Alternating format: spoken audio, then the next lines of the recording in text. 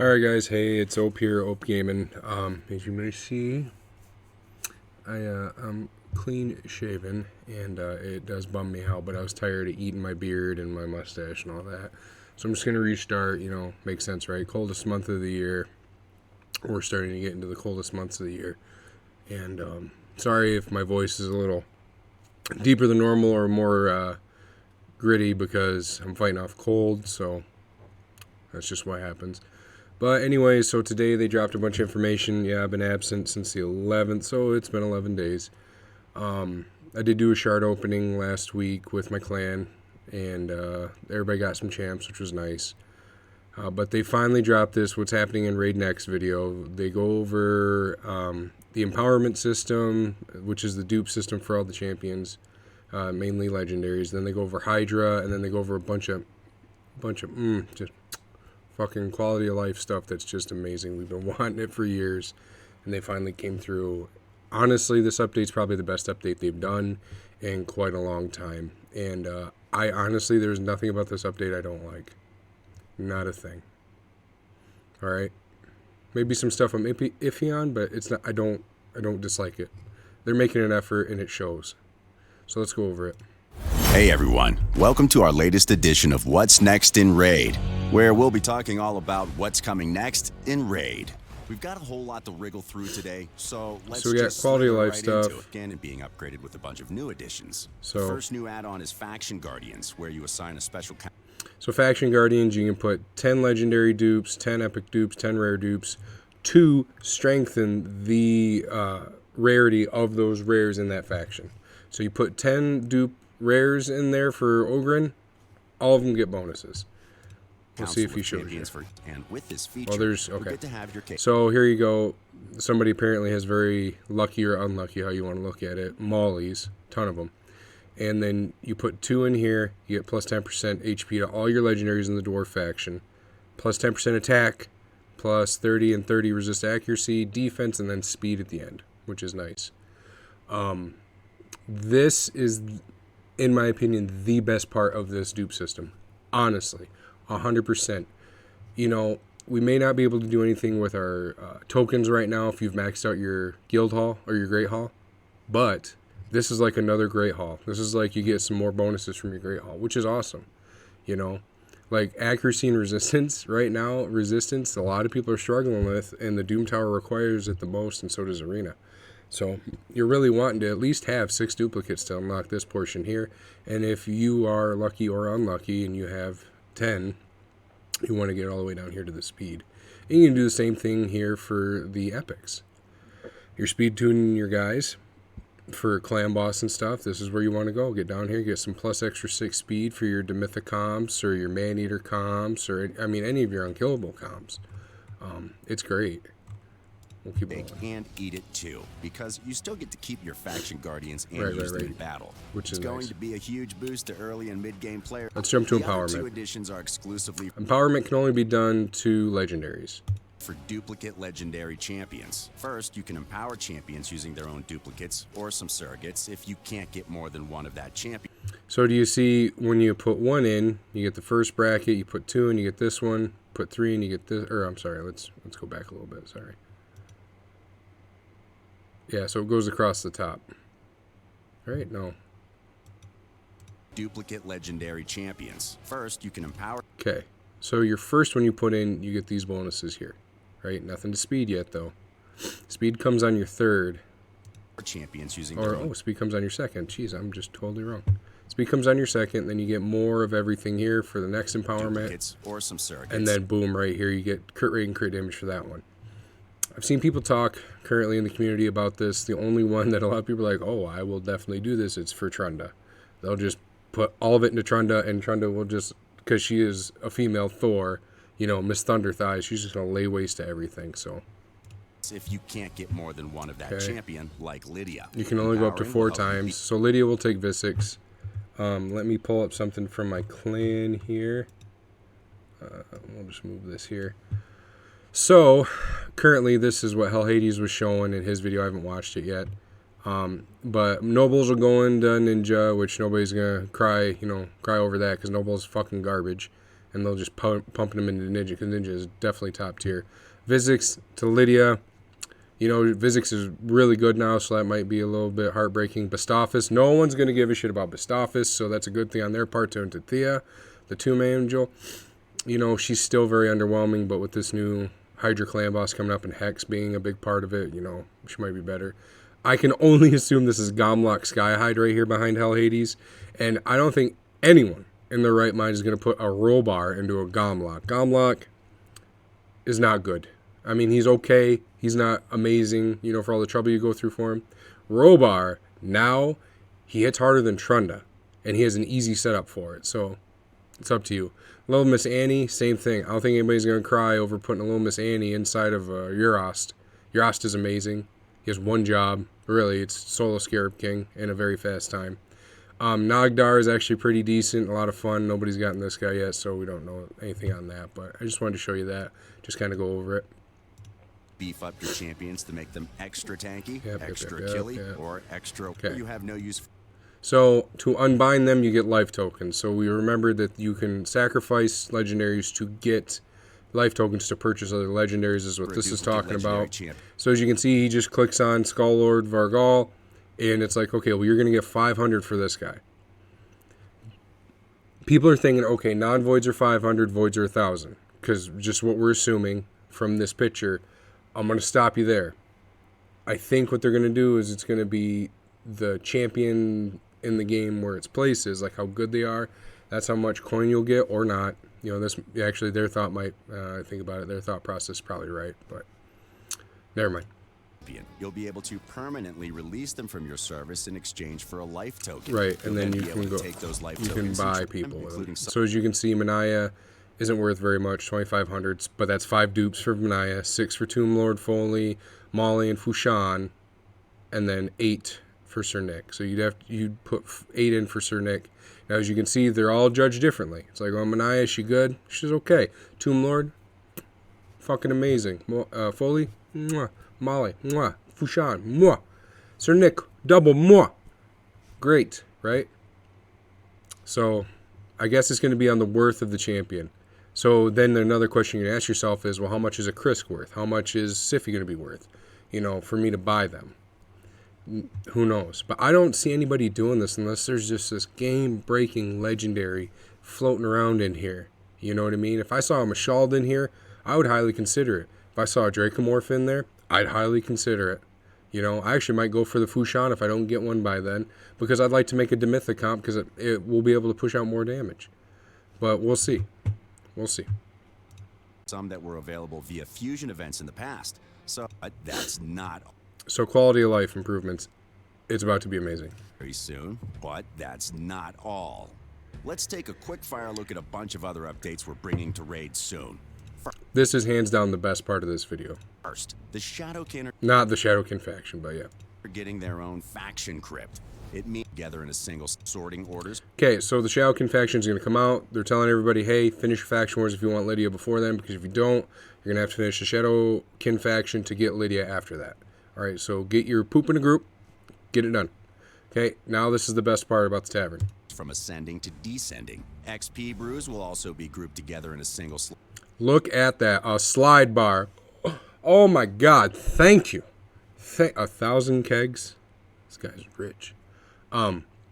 So, essentially, potions now go in one slot, and they stack on each other, right? Then, if you want to max out this champion, you just drag the slide bar up, and it'll get him to his max level, or wherever you stop, for however many brews you have. Amazing. Thank you. Thank you.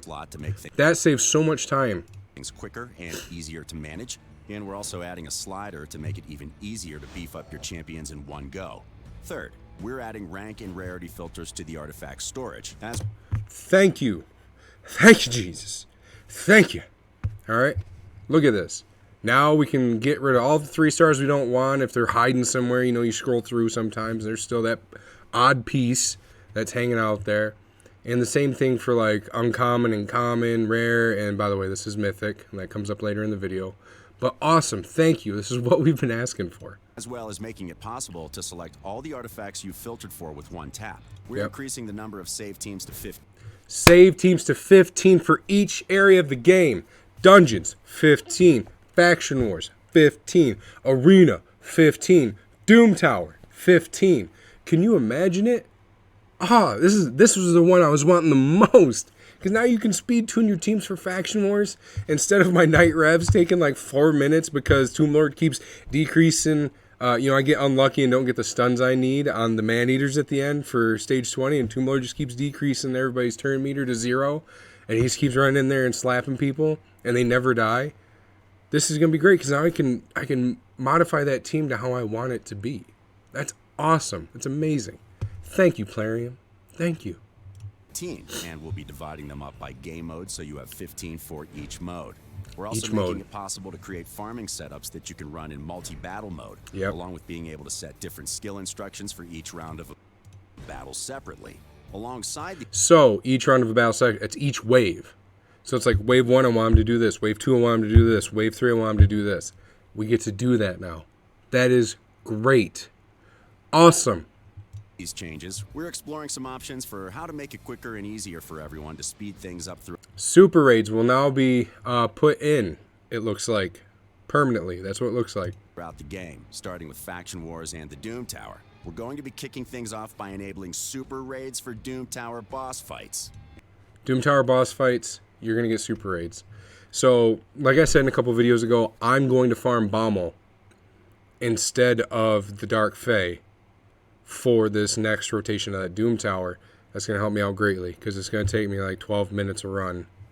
It will probably take all night, but it won't take all night in a half a day. Do you see what I'm saying? That's great. And to keep things fresh in battles, we're also adding a new buff and debuff pair that increases or decreases resistance in battle. Good stuff. Being able to have an enemy's resistance is no joke, and we think these effects will add a new layer of strategy to raids battles across the board, including introducing completely new team compositions and archetypes. Yeah. I saw Hell Hades make a comment on this. Very slow, monstrous teams are going to be in Arena again, like it was back in the day, where all you saw were Valkyries, Misgrade monsters, and a bunch of shit. That's what it's going to be again. Speed team, I don't think Speed team's going to be the meta when this shit comes out.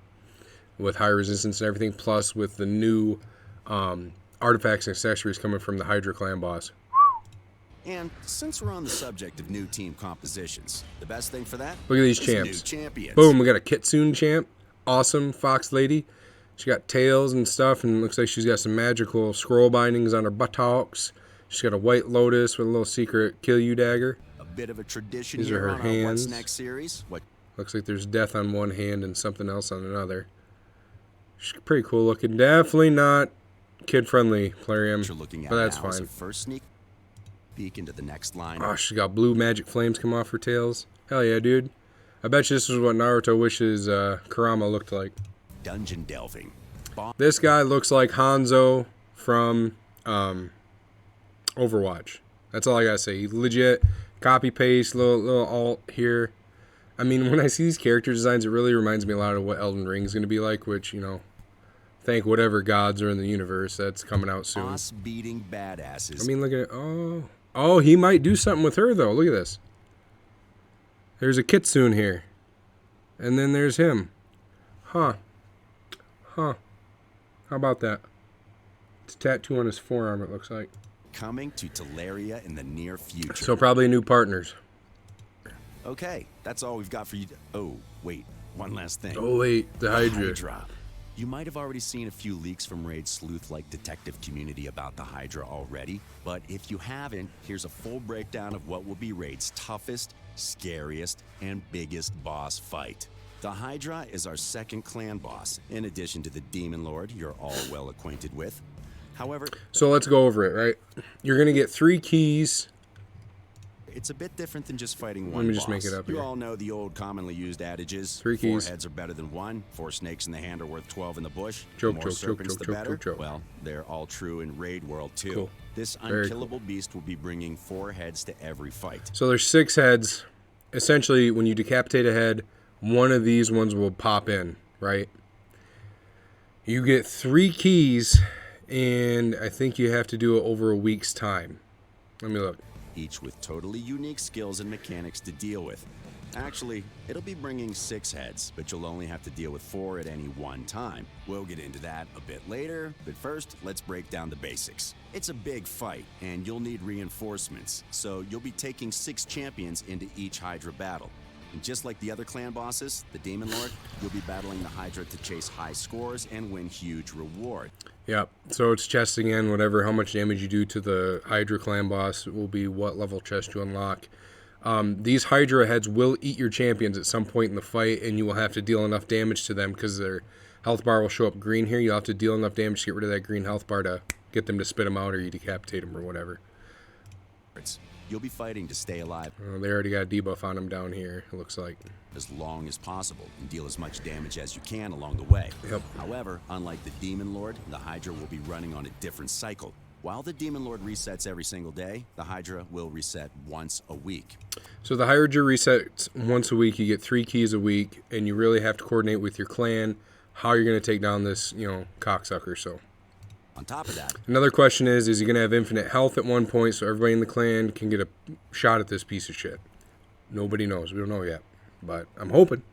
But you know what I mean? Like, you cut off 2 of the heads, the back 2 heads pop in, you're like, okay, you kill them all, and then maybe it resets, or maybe it has infinite health at that point so we can all get a shot. We'll see. It took them a long time to do infinite health for the regular clan boss so everybody could get a shot. You'll only get 3 Hydra keys per week, so you and your clan will have more flexibility to figure out when you want to take the By the way, aesthetically, Raid's killing it as usual. Like, good job, Plarium. Hydra on. So the Hydra will reset every week, and things will stay pretty much the same week to week. You'll fight the same Hydra with a mixture of those same heads. Each head will be tied to a I think it'd be cool if we got like a Hercules-based character. That'd be great. certain affinity, so you'll be able to figure. If we get a Hercules-based character, I will max him no matter what, and I will always make a little GIF video of Hercules from the Disney movie cutting his way out of the heads. You're out a good every time you see him. Strategy over time to deal with the current challenge. Predictable, easy, right? But here's the twist. Every 4 weeks, a new rotation will start. Right. This means, just like the Doom Tower, shuffling the pack. Each head will be paired with a new affinity, Sure. and the 4 starting heads you have to deal with will change. And in the future, when we add more heads, it'll mean entirely new Mischief is combinations of here. 6 heads and a whole new challenge. To make things even tougher, once you've used a champion in a Hydra battle, you won't be able to use them again. To make things even tougher, So yeah, look at this. once They you've have quite a lot of health, actually, so... Yeah, we'll see. We'll see. They have quite a lot of health. That's way more health than the regular clan boss. And if you didn't hear what he just said, anybody you use for that part of the rotation, you have to go and get a new team because those guys won't be able to be used on another one. Right here. used a champion in a Hydra battle, you won't be able to use them again until after the next weekly reset. Right. So your first team of 6, you use them, can't use them again until next week when it resets. So Which I assume is going to be on Sunday, just like... Oop, crap. it's even tougher once I assume it's going to be on Sunday, just like everything else in Raid.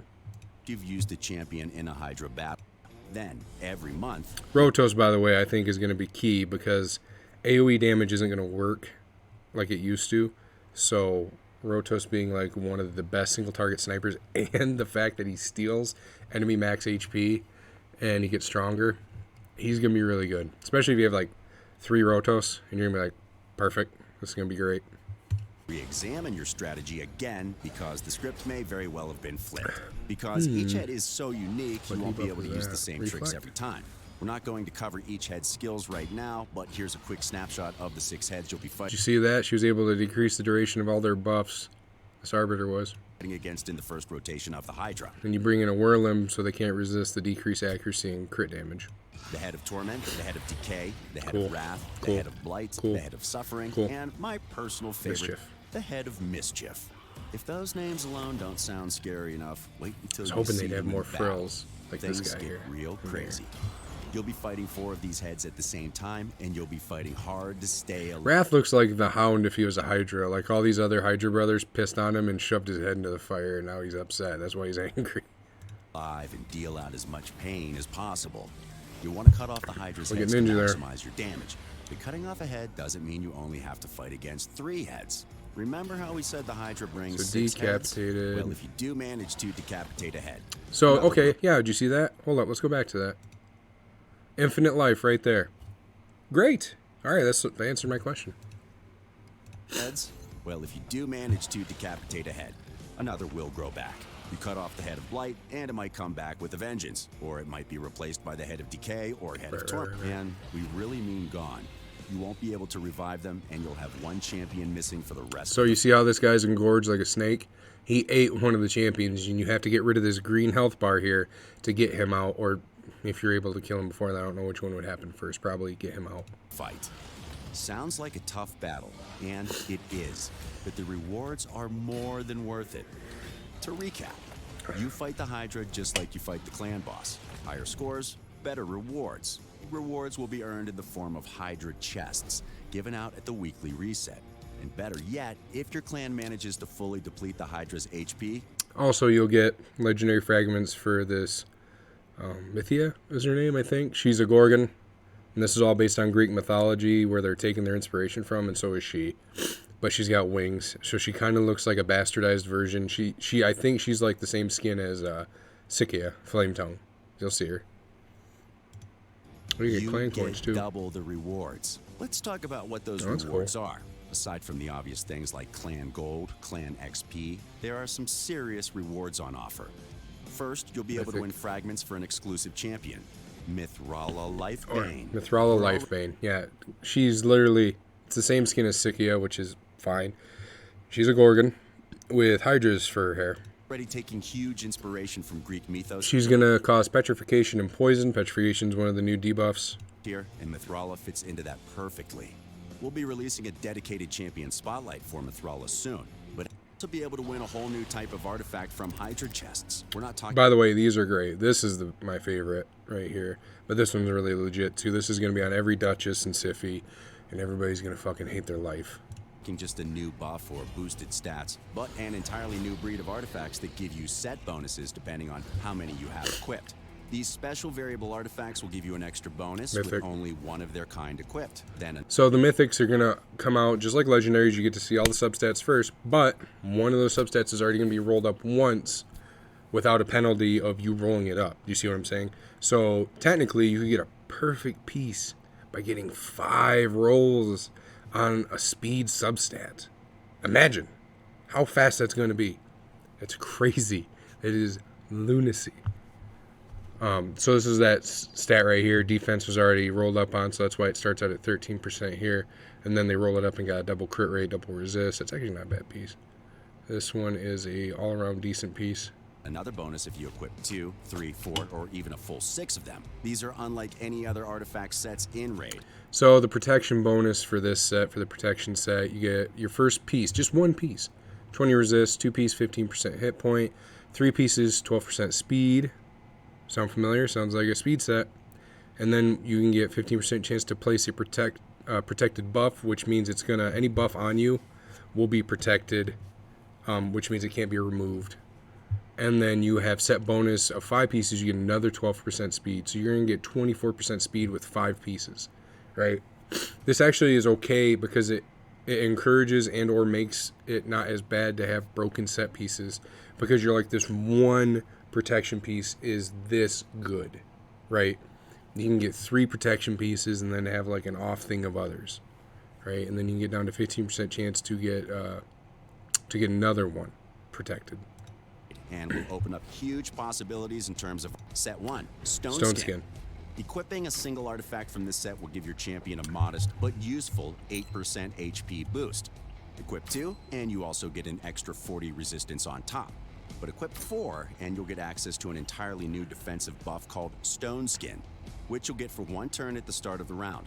Stone Skin will mean your champion takes almost no damage from... Yeah, it's a reaction accessory, but for armor. Yeah, so I'm talking about when Duchesses are just gonna, oh god. Oh man.